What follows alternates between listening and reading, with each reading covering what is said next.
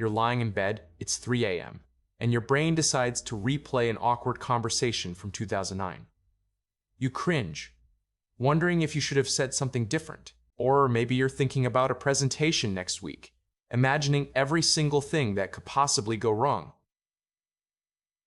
That loop in your head, the one that plays your mistakes and fears on repeat, isn't just thinking a lot. It's a psychological trap called rumination, or overthinking.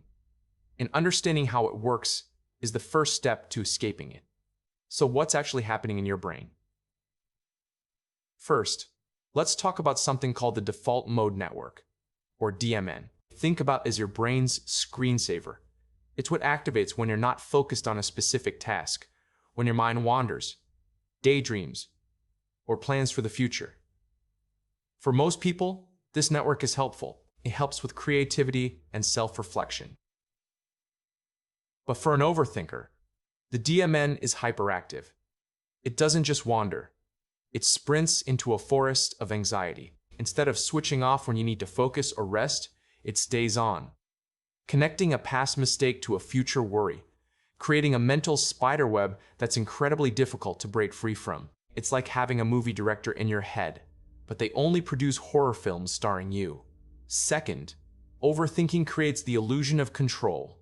When you're replaying a problem over and over, it feels like you're doing something productive. It feels like you're trying to solve it.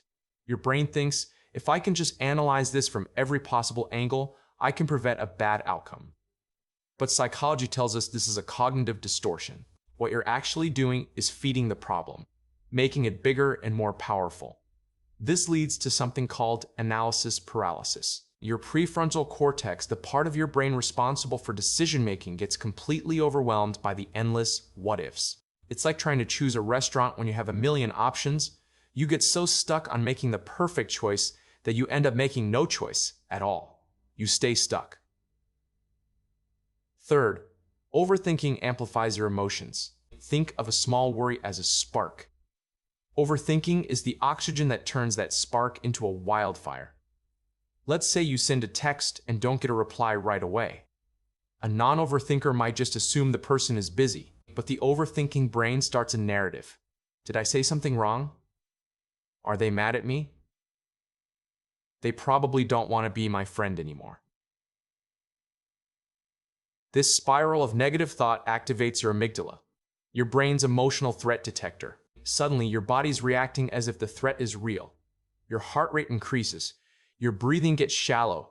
You feel genuine anxiety or sadness, all because of a story your mind created. Your brain can't distinguish between a real threat and a thought-generated one.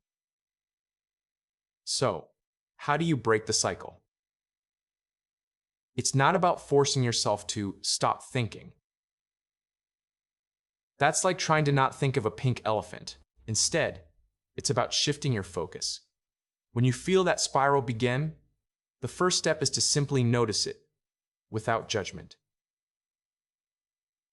Just say to yourself, okay, my mind is doing that overthinking thing again. By labeling it, you create a small space between you and the thoughts. You are not your thoughts. You are the observer of your thoughts. Then, engage your senses to ground yourself in the present moment. This is a powerful technique to deactivate the DMN. Look around the room and name 5 things you can see. Focus on 4 things you can physically feel, like your feet on the floor or the texture of your shirt. Listen for 3 things you can hear. This simple exercise pulls your brain out of the chaotic future and the regretful past and anchors it in the calm reality of the now. You are retraining your brain, one moment at a time, to understand that you are the one in control, not the storm of thoughts inside your head.